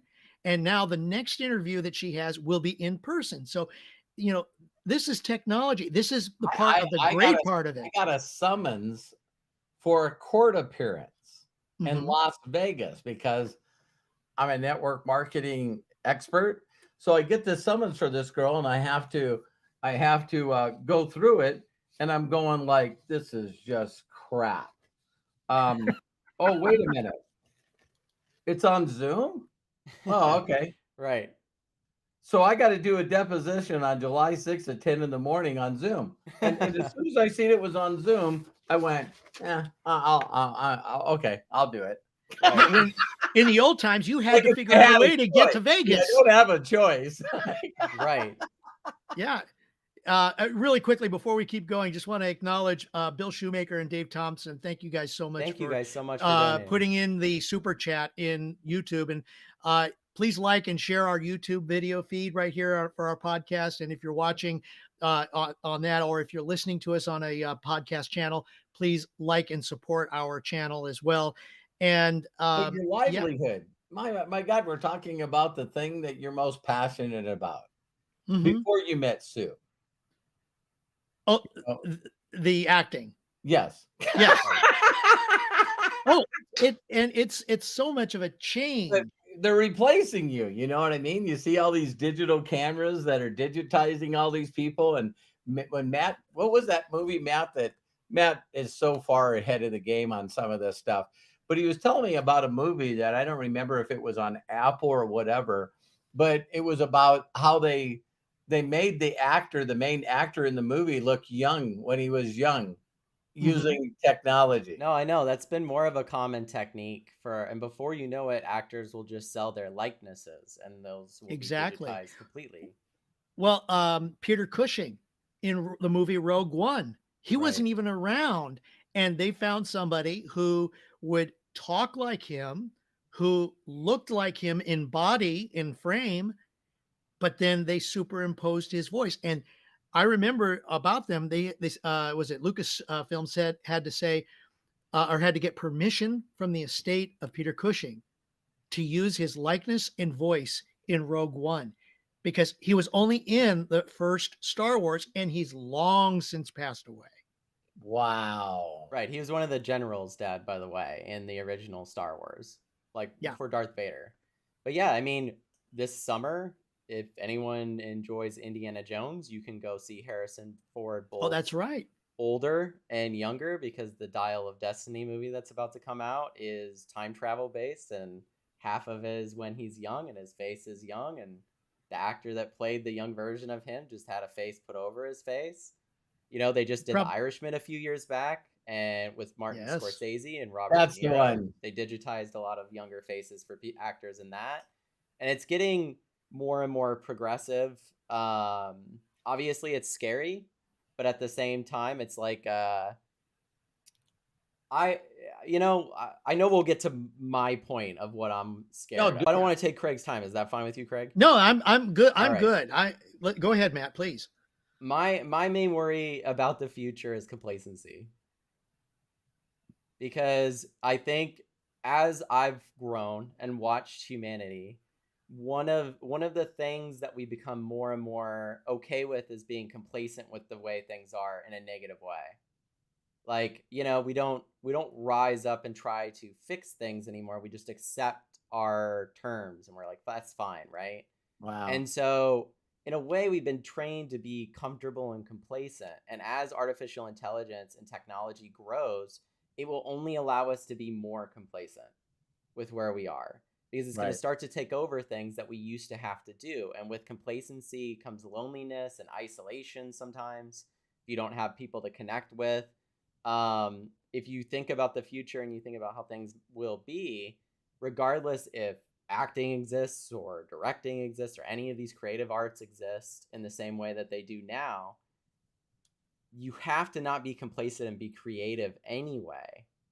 And creativity comes from adapting to what exists at the time that you're there. So everybody thinks evolution, right? You got to evolve.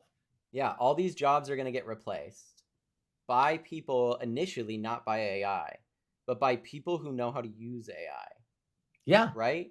That know how to communicate with it, talk with it, and utilize it. And they will do 10 people's jobs with one person that can use an AI. That's what they'll do. And that's how you'll start to see the jobs go.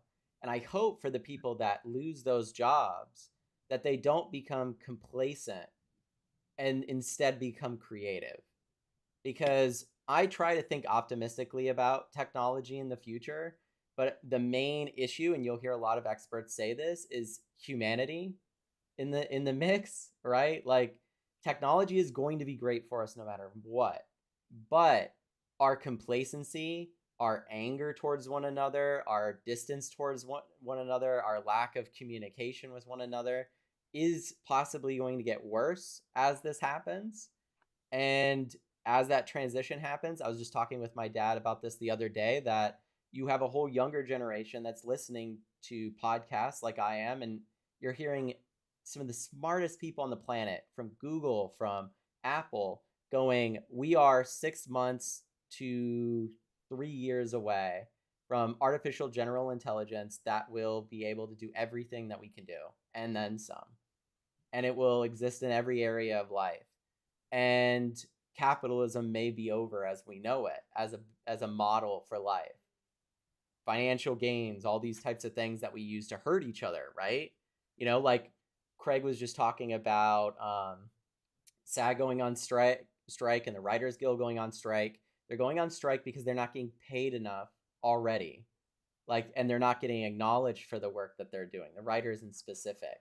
And also the fact of the AI intrusion. And the AI intrusion in it, that their work is being used to train AI that will replace them. Yeah. Which is huge, right? And to think that, I do not think that and this, I hope this doesn't happen, but I do not think that they're going to get what they want. I think that there will have to be compromises on both sides, because I don't think that there's a world where if they agree with these studios to do stuff with AI or to limit it, there will be studios that will use it that will beat them. Yep. And they will go out of business. Oh, absolutely. You're already seeing this. So studios now have to build tentpole films like Marvel films, Star Wars, big ones, to go into studios to go into movie theaters, because they need to break even and go and then some to make it worth it. Because production is way bigger than it's ever been, cost-wise. So then Netflix shows up and all these other digital models show up straight to your home. And they've screwed it up a lot for these industries, a lot. And the way that they treat their workers is worse than the studios did in some ways, because they can produce as much. I mean, think about it. A studio has to make $3 billion off the new Avatar movie to break even. And Netflix made $3 billion last month, right? Or whatever it may be, probably more than that.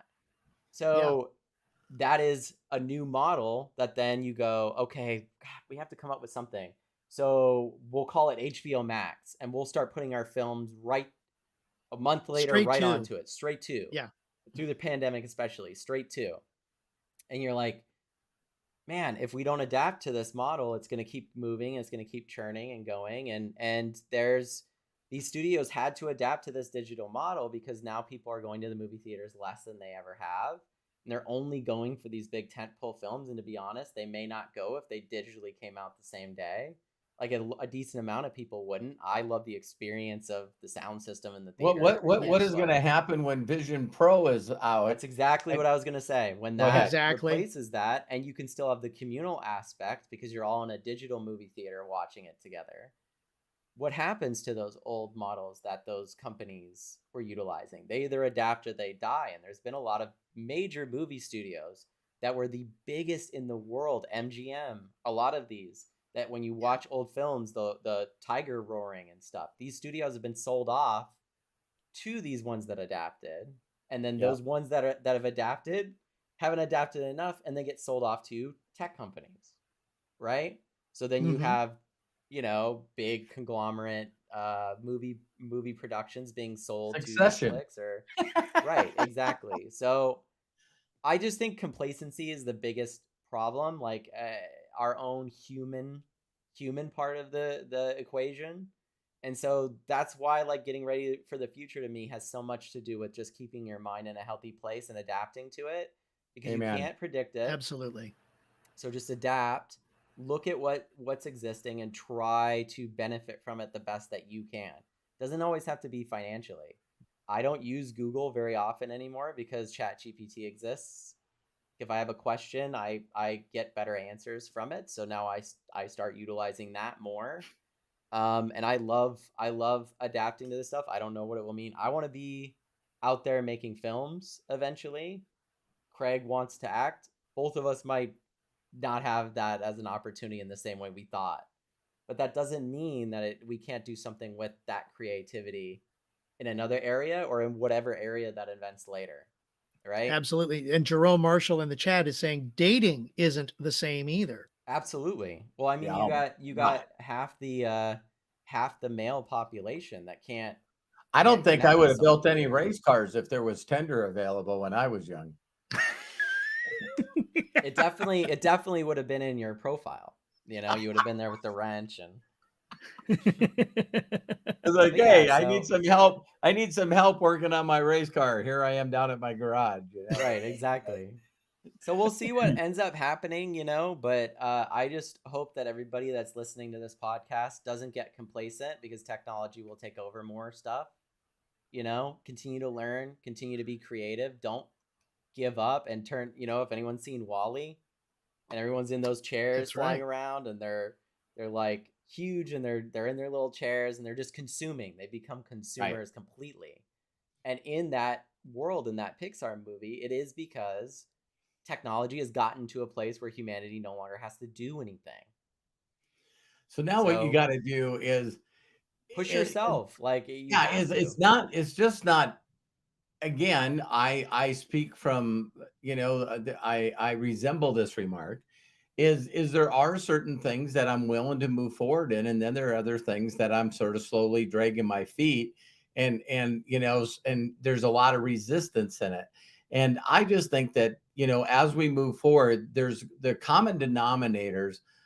For those of you that are watching this podcast on the same YouTube channel, we have that we did the mastering of the science of getting rich, and when you think about greed and money and Wall Street and the big corporations and them not paying taxes and all the stuff that you might be as a part of the 99 percenters against the 1 percenters, as we see that fall away, now how do you grow and stay in the right mindset where all your goal is every day is to be creative, do creation and giving makes you fulfilled. You know what I mean? That's where you get the fulfillment from service of other people. That's what keeps me going. So when I hear that, all I hear with this new technology is they're consistently just like the internet, just like Zoom, just like YouTube, and all these things. It's allowing me to impact more people faster. Which is huge because I think that is the future of what, if you wanted to think of a utopia, everything goes right with this Yeah, technology. If you want to be optimistic and think that way, then the end goal of that is that you need to connect more, or that's it. Creativity yeah. and connection Well, will be the most important things. So before I jumped on here, I was on Zoom with 100 people, because that's maxed out the Zoom channel, and I'm giving praise and recognition to Joshua Darmella, that's been around for 4 years, and he lives in Nigeria. Finally, made enough money to move to Lagos, so it wouldn't be all day trip one way to Lagos, and now he's helping his mom build a new home, and it's like, so this guy gets recognized on this Zoom that we're having in Africa, and I'm just like, wow, it's like it's I'm excited about the technology, but it also, I want to be brutally honest and saying that some of the stuff, the advanced stuff, that not advanced stuff, but way out there stuff that me and Matt have talked about, is when you think, okay, so what do I got to learn to do?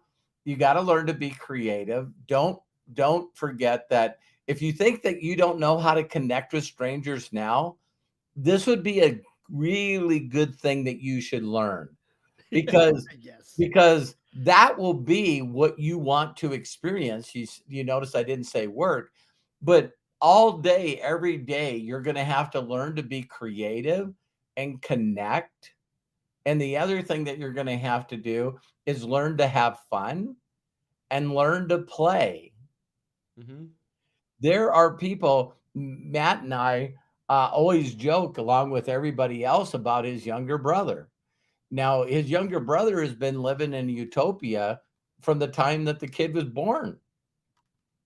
I He's mean, the it's youngest, so weird. that's the way it normally is, Yeah. That's what I hear. Yeah. And so everyone that meets my youngest son, Kyle, that you guys haven't met or seen, is right now he's doing something on streaming somewhere. If not playing video games, he's connected with his people there. And people are going, well, that's not safe. Yeah, that's coming from the same people that said if I watch too much TV, you know what I mean, that I would go blind or something.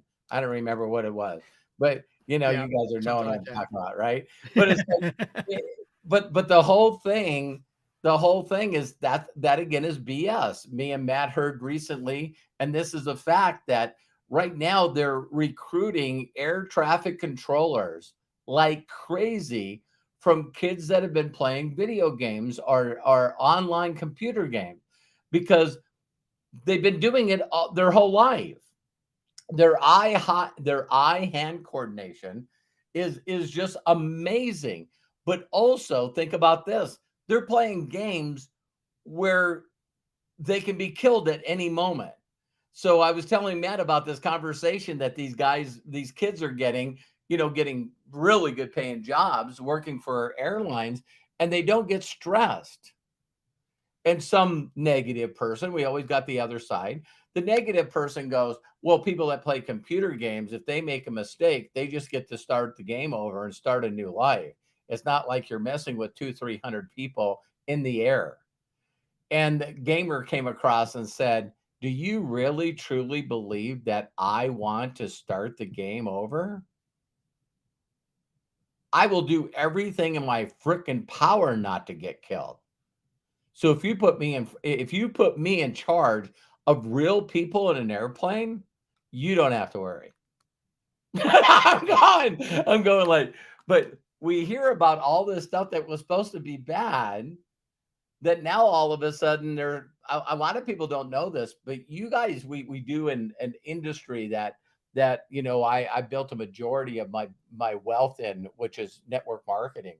And the network marketers love using these slides about how big the industry is.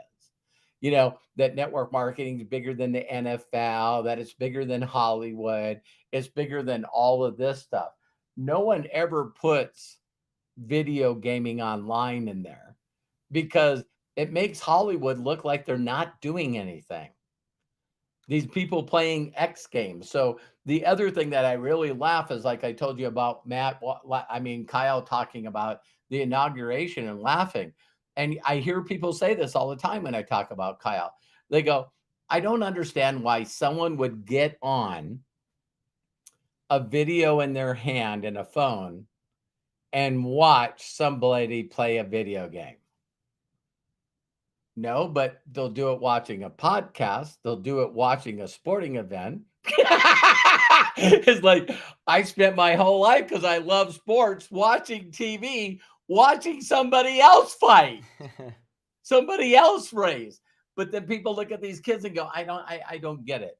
They're entertained by it. They're stimulated by it. It gives them, community. It gives them a lot of things.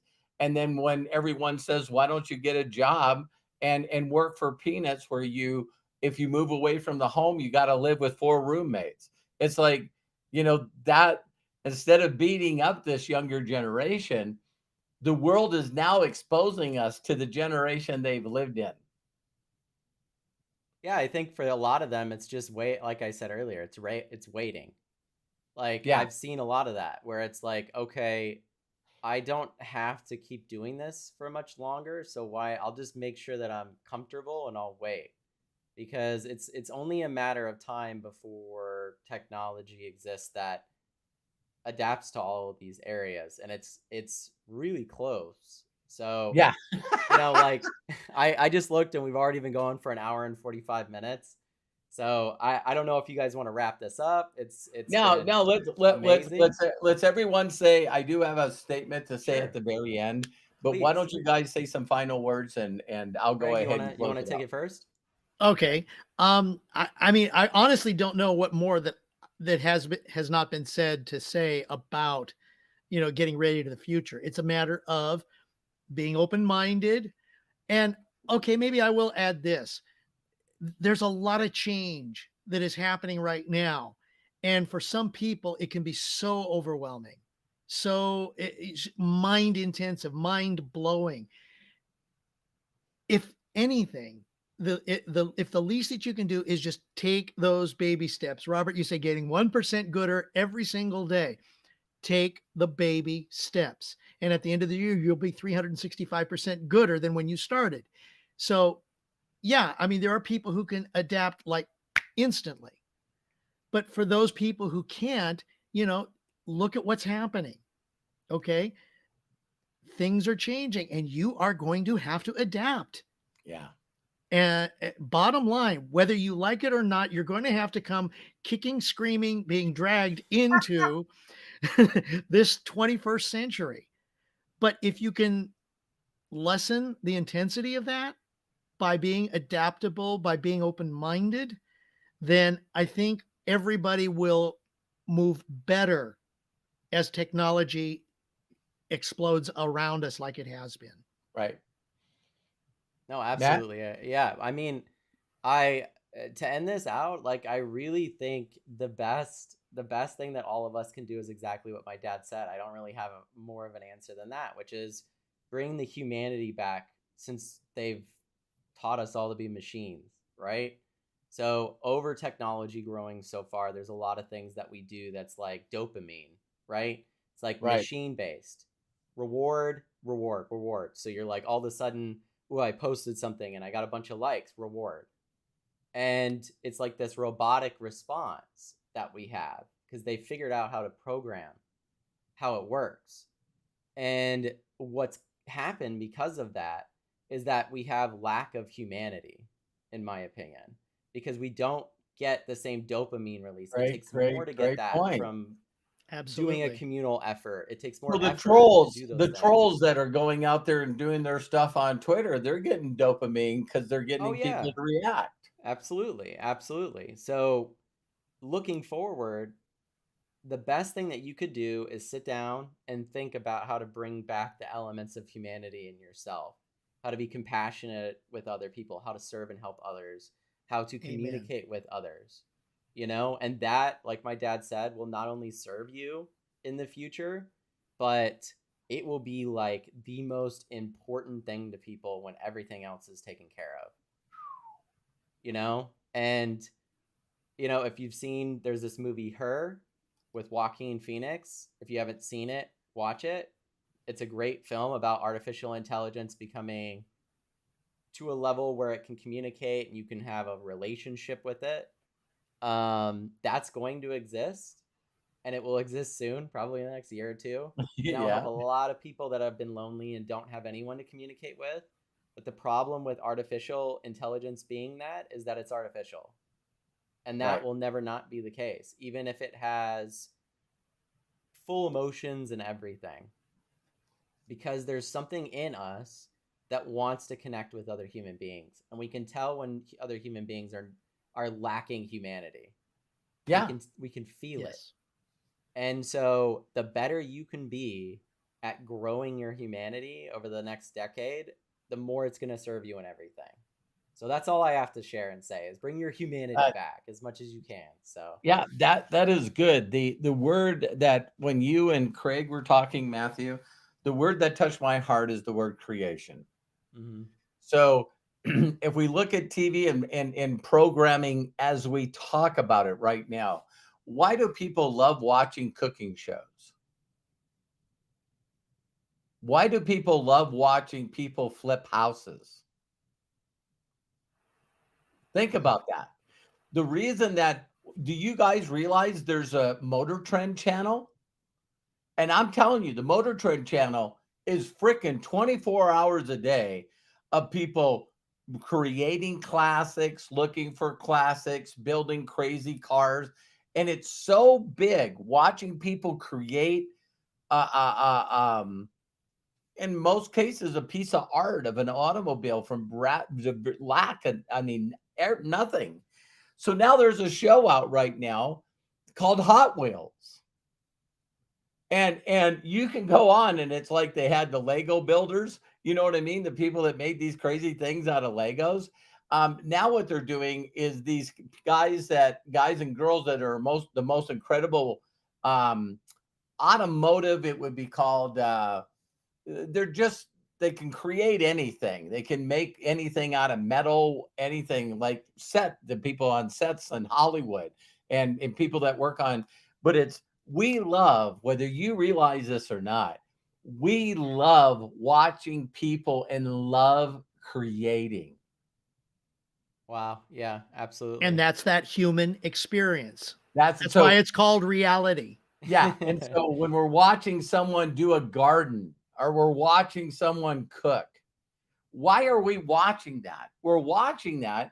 One is because their personality and they're having fun. The only people that win in this game are the people that are not faking that they really love what they do. So, what is that for you? What is that for you that once you get into it, it's not work anymore? You've heard the phrase the second that you fall in love with what you do. And I know that people won't believe this, but you got to believe this. I talk about it all the time. You think of the wackiest stuff that you want to think of in the world, and there's an organization like Plastic Cup Flipping, and they are going to have their own damn channel. I never even thought about it, Craig or Matt. You could look this up, but the World Cup Stacking Association. So the WC whatever, World Cup Stack Association. I can guarantee you guys that their subscribers on their YouTube channel and the amount of videos that they have. And so here's this group of people that love being in a community, learning to see who can stack plastic cups faster. That's creative. That's connection. That's something that an individual can do to get better than somebody else. And I don't know if a robot's going to be able to beat the time, but people will still want to compete against other human beings. So you got to find something that you can play at. You got to find something that you can have fun at. You got to find something that's going to be this thing that you can connect with. And I'll never forget, I'll leave you with this one because I just loved it. But I just seen I love stories of human beings being inspirational. And this guy had his arms cut off and in war. He was a veteran. And so his buddy asked him to come along, and they went to an archery match. And so he's watching these people compete with archery. And when they got done and got their ribbons and everything and stood up there, they pulled out this check, one of those big giant checks, and they gave the person that won the event $150,000. And this Vietnam vet, older, arms cut off, he went, people get paid money to shoot arrows? And he said that his buddy looked at him and went, why does that mean anything to you? And he goes, I'll figure it out. He's got no arms. And this guy started winning money shooting archery with his feet. I mean, that's creative, So Absolutely. he sits back and he's like, you're going to pay me money to shoot a bow and arrow at a target? Are you freaking kidding me? And so now he does this all from his feet, and he's totally supported himself. But where did it really end up going? Now he makes more money being a motivational speaker. Because people are going, you got no arms and you make a full-time income in archery? How many people want to hear about this guy's mindset? Yeah. Because the first thought should be, I can't do this. I don't have any freaking arms. Never say never. Yeah, absolutely. And so Absolutely. so I guarantee you, we used to say this in the network marketing world, is that if you set yourself on fire, the world will come watch you burn. It's just funny. So if you can get your enthusiasm and exciting And now that you can search YouTube, whatever it is, knitting, gardening, taking care of animals. I don't care what the hell it is. I can go in the other direction. You guys go, no, that's obvious. So, there's Pornhub and there's OnlyFans, and there's people out there that are making millions of dollars because they do stuff that other people think that is inappropriate. So if people will watch that, they'll watch people build cars from a piece of garbage, and take all the rust out and rebuild it. They'll watch people do homes. They'll watch people play lawn darts. They'll watch people, throw corn bags into a cornhole. It's like your guys are having just open your mind. Right. No, it's that parasocial thing. Absolutely. Yeah. Like that, what you're saying, if you have a skill or something that you love and you're creative in, start trying to build a following for that, because as technology grows, that parasocial relationship will both serve you and serve them. And I think that you're only going to make the world a better place, like you're saying, Dad, by Yeah. giving into that and doing that. So Yeah, I guarantee there's a YouTube channel right now on watch me blow glass. You know what I mean? right. It's like I'm gonna make a vase today or something thing, or make some clackers, right? Right, Craig? Oh You know? my God, those things. So Stretch it out so far just so you don't smash your head off. it's pretty funny, Matt, from your generation. I will do that on another one. But me and Craig would run out of items that were outlawed that we used to get to play with. Yeah. And now, unfortunately, the world's a little different where they have warning on Tide Pods. You know what I mean?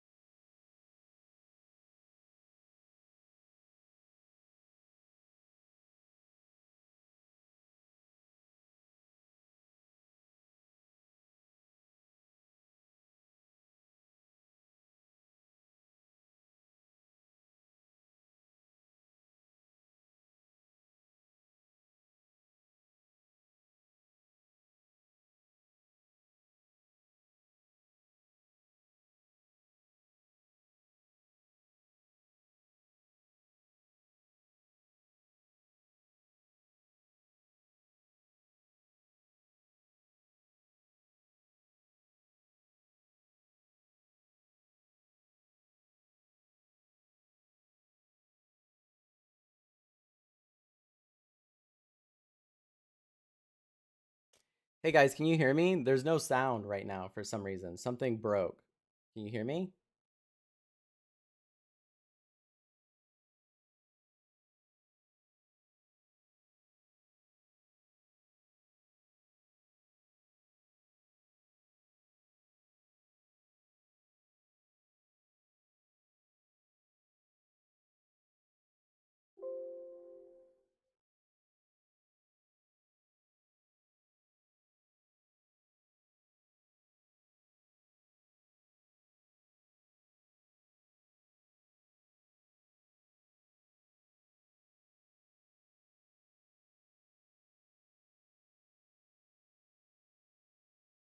Hey guys, sorry for any technical issues that are going on. I don't know what happened. So I'm trying to fix it real quick. I don't think they can hear me either. So it's just me that you can hear.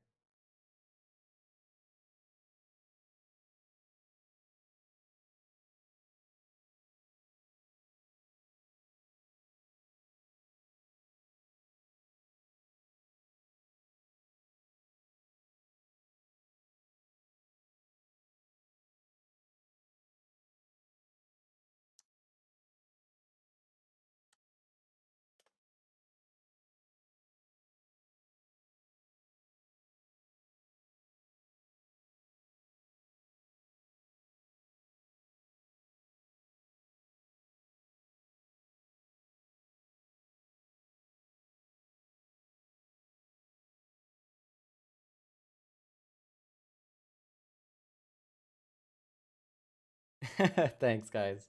I'm trying to figure it out. I don't know what's going on here.